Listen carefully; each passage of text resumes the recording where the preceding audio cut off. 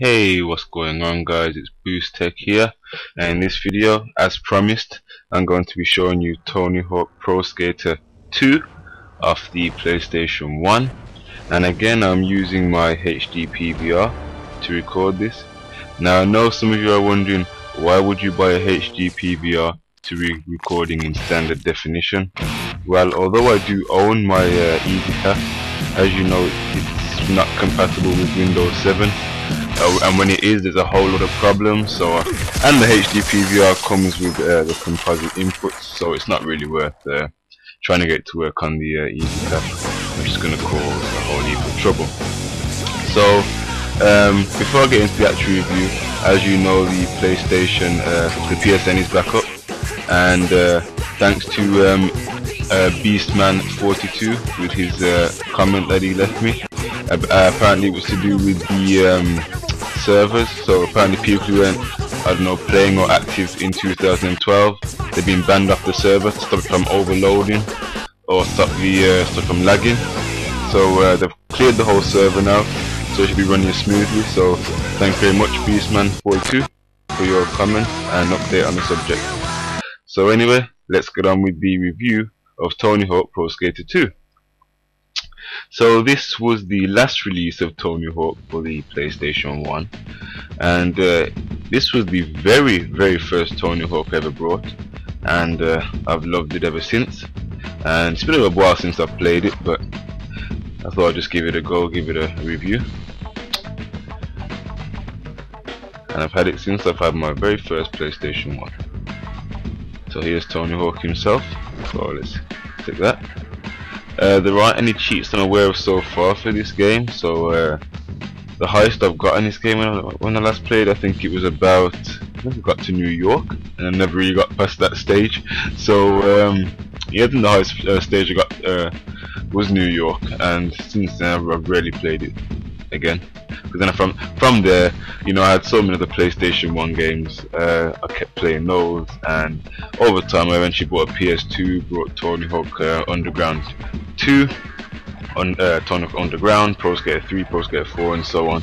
So it never really got a play after that, so I just continue. So I thought I'd give it a go now, since it's been a while since I played it. As you can see, I haven't unlocked anything since then. So I'm still in the old hangar. So wait for it to load up.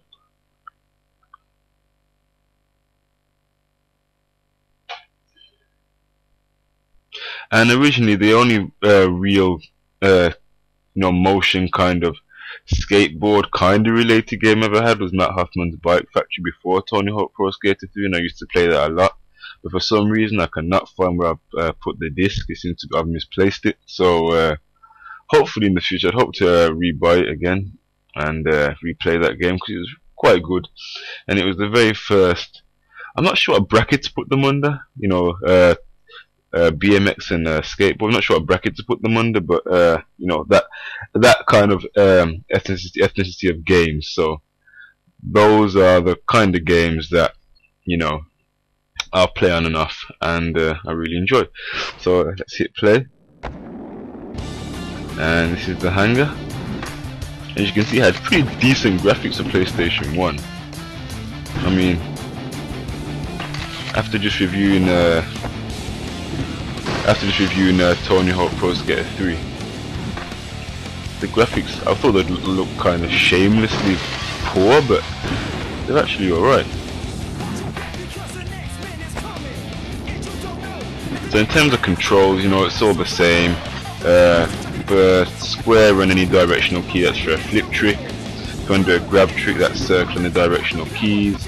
Grind has always been a triangle, so you just go on the ramp, press triangle, or you'll either do a hold trick, or you'll start to grind like that. The only thing with the PlayStation 1 series of Tony Hawk, there's no bar. There's no balance bar, so you're not 100% sure of, you know, how to coordinate your balance, so you gotta try and guess it, which is one downfall with this game. In terms of that, the actual mode of the game is pretty decent, pretty well put together, and I might try and go through the story mode in the future. But really am destined to be able to clock this game, and yeah, it's really fun to play. And this is where getting outside. I think this is it. You gotta grind over the helicopter, if I remember. Yeah, and it takes off straight through the ceiling, and you get some extra ramps and things after it hits the roof. So you hear a shake or a thud right about now. And there you go. Everything just falls to the ground. And then it just gives you a few more ramps. So if we take a look outside.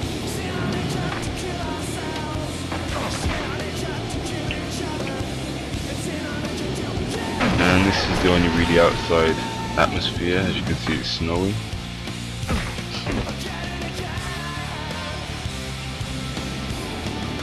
So yeah, this is really it, guys. It's all right to play. It's you know, controls are easy, as with any skateboard game. It's only when you really get to like the hardcore professional skating games like Skate 3. I know that took me quite a lot of time to master the controls with Skate 3, but with Tony Hawk it's simple. You know, kind of like your arcade controls. You know, you're right, holding square and using directional keys to do different tricks. When it comes to Skate 3, which I'll do a proper review on in the future, the whole concept of the game is completely different to Tony Hawk. It's actually really hard to compare them because of that. So because of the controls, it's really hard to compare. So I'd hope to do a good review on Skate 3, because it's quite a fun game to do. It's quite a fun game to play. The graphics are fantastic.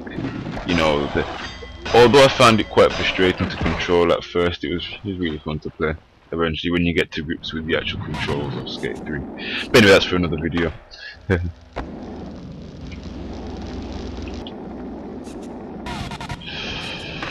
So as you can see, it's a pretty basic game, basic controls with any Tony Hawk game, or yeah, any Tony Hawk game really. Controls have always been the same, probably always will be the same, since that's Activision's style, so to speak.